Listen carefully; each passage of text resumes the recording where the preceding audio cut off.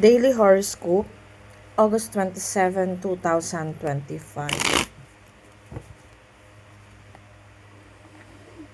Para kay Pisces.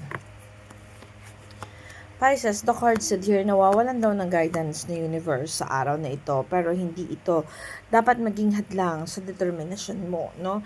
Sabi dito sa cards, may mga balakid daw sa mga plano mo sa araw na ito. Pero this card showing na kailangan mo i-grab yung mga bagong opportunities na paparating sa'yo eh. Huwag kang maghinay-hinay or huwag kang magpabukas pa. Alam mo yung ganon. This card showing kasi na pag-grab ng opportunity ang nararapat sa'yo sa araw na ito.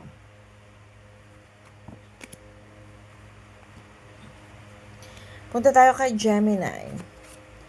Gemini, the card said here, disconnection. Sabi dito sa cards, para daw hindi ka mabigo, para daw hindi ka masaktan, kailangan magkaroon ng disconnection dun sa mga taong hindi naman nagpapaboro sa'yo, or sabihin na natin na wag mong masyadong bigyan ng pansin o focus yung mga negativity na nararamdaman mo. I know that you feel na parang hindi ka komportable, or sabihin na natin na may something na nakakapagpakagabag sa'yo, may something na may disconnection sa'yo, may something na parang nararamdaman mo na hindi complete, or may gumugulo sa isipan mo na hindi mo maintindihan kung ano yung mga way or dapat mong gawin.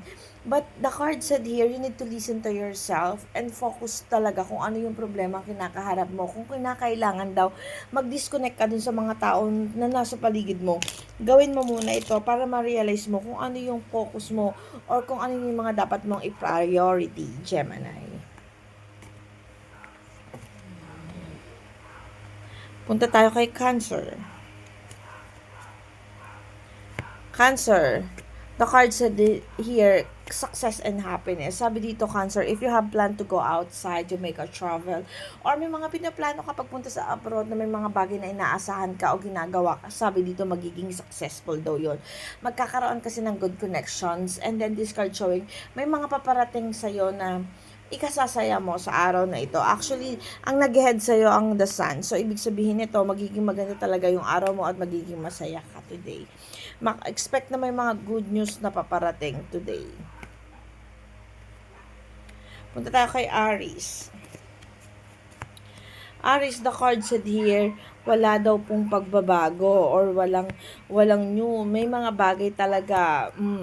Okay, this card showing kasi na may mga tao, kung meron ka mga taong inaasahan or may mga tao ka na nakapagpa-disappoint sa'yo, ibig sabihin you need to accept that and focus to yourself. Kasi this card showing, may mga bagay daw na kailangan mo matuklasan o malaman, or may mga bagay na kailangan mong aralin o magkaroon ng, what do you call this one? Boundaries. Kailangan magbigay ng boundaries, kailangan wag ka masyadong pakampante dun sa mga tao na nakapaligid sa'yo, especially kung may mga bagay na inaasahan kang tutulong sa'yo, kung may mga person kang inaasahan. This card showing na kaya mong gawin yung mga bagay-bagay with your own, no? Sabi dito sa card, kahit daw may mga negatibo sa paligid mo, kaya mo daw makamit yung mga gusto mo o makuha yung mga bagay na gusto mo. So, focus sa sarili, Aries, don't expect too much sa araw na ito. Punta tayo kay Scorpio.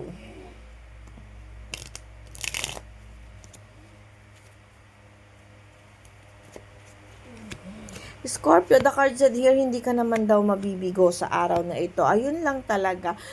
Pagdating sa finances, magiging okay din naman. Kaya lang, pagdating sa relationship or sa connection mo with other people, expect na may konting conflict. Kung ikaw ang isang Scorpio na may inaasahan regarding sa love life, sabi dito, magkonting hinay-hinay ka daw muna. No? This card showing, hindi ka daw mabibigo. And then this card showing also na you need to be careful dun sa mga bagay na pagdidesisyon mo connected with people. So, sa araw na ito, Scorpio, you need to focus to yourself. Huwag ka muna magdepende sa mga tao sa paligid mo. Baka kasi may mga taong inaasahan ka na hindi maibibigay kung ano yung mga bagay na ine-expect mo. Madi-disappoint ka lang or something like may disconnections kasi sa iyo sa araw na ito. Be careful na lang din sa mga bagay, sa mga taong pagkakatiwalaan, no? Punta tayo kay Virgo. Virgo, the card said here,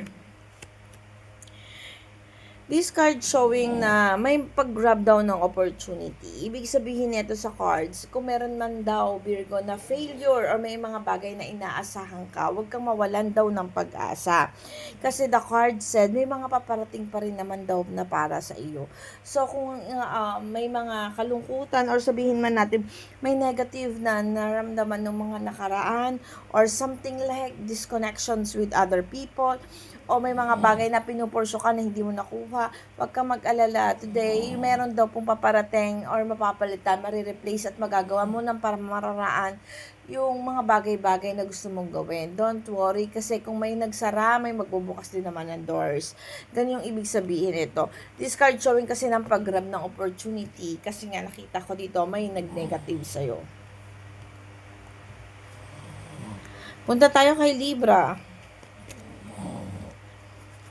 Libra, the card said here, sabi dito kailangan mo daw maging matatag or sabihin na natin yung kailangan daw na full of, wag daw masyadong emotional sa araw na ito kasi nakikita ko dito sa cards na maaaring mabigo o masaktan ka din, Libra, sa araw na ito. May konting sigulot o problemang kakaharapin sa mga taong connected sa'yo. Sabi dito may disconnections kasi kaya medyo ingat-ingat at wag masyadong gamitin yung tamang pananalita or sabihin natin mamili tayo ng mga bagay mga sasabihin natin sa tao para hindi pagmulan ng kaaway ng away, no. The card said also here na medyo dumistansya tayo sa mga taong nagne-negative para hindi masyadong lumaki kung ano yung sigalot na masisimulan sa araw na ito or hindi magsimula. Punta tayo kay Capricorn. Capricorn, the card said here, may konting kabiguan, no? Sabi dito sa cards, alam kong inilalaban ni Capricorn, pero hindi natin maaalis yung mga negative thought. Lalo na pag especially yung mga female version, no? O yung mga nanay natin or something like that. May mga moment talaga na medyo, hindi maganda yung imahe sa araw na ito or something like nagkakaroon ng disconnections. Sabi dito, wag mo na lang daw bigyan ng pansin at patuloy ka pa rin daw lumaban sa mga bagay-bagay na ginusto mo or balak mong gawin, no? Focus muna. Sabi dito, wag maging dahilan yung mga tao sa paligid mo para mawala yung determination mo, Capricorn. Punta tayo kay Sagittarius.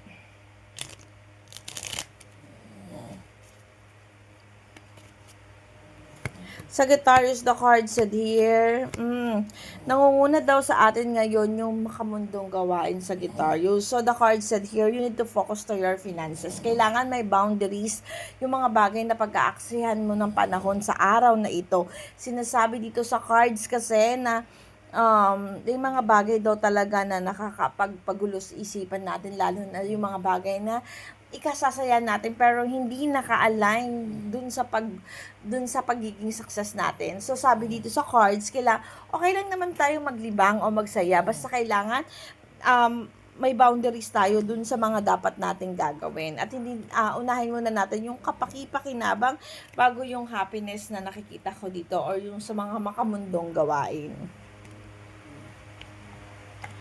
Taurus.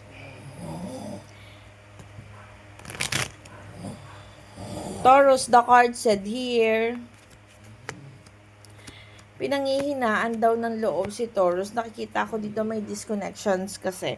Sa Taurus, kung ikaw ang Taurus na may problema sa ngayon, you need to cheer up yourself. Focus ka muna kung saan ka sasaya. Kasi nakikita ko dito na pinanghihinaan ka kasi may mga lungkot, may mga disconnections, lalo na kung ikaw isang Taurus na broken ngayon, sabi dito, gumawa ka ng pamamaraan para i-lift off yung sarili mo or wag mag-focus dun sa pain na kinakaharap mo sa araw na ito. Sabi dito sa cards, wag mo daw bigyan ng value yung emotions sa araw na ito. Kailangan magkaroon pa rin ng boundaries. Focus ka muna sa career mo or dun sa mga things na dapat mong gawin. Kasi kung connections with other people ang kunyari sa love life mo or sa mother mo or sa anything na related sa'yo, basta relationship matter, kailangan wag masyadong pagpokusan.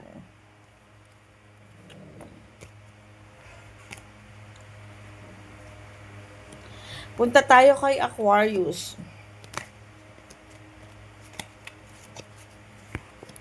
Aquarius, disconnections din ito. Sabi dito sa cards, kung kinakailangan daw lumayo para magkaroon ng motivations or makita mo kung ano yung mga dapat mong gawin, gawin mo daw. Kasi yung connections with other people ngayon din, nakikita ko is nawawalan ng guidance ni universe. Kung makikita mo, hindi siya guided na universe. So, focus ka muna sa sarili mo.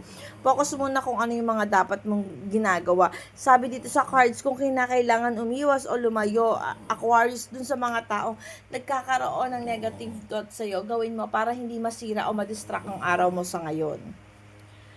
Punta tayo kay Leo.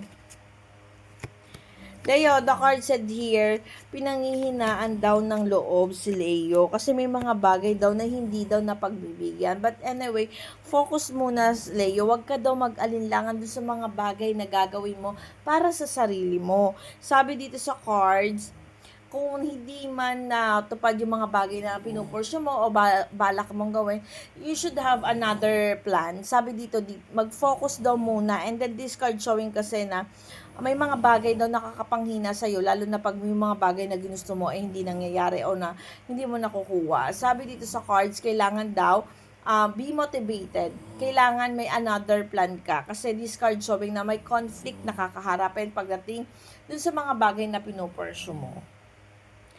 At ito po ang aking daily horoscopes o daily guidance. Salamat po sa mga sumusubaybay. Paalaala po, ito ay gabay lamang sa araw-araw.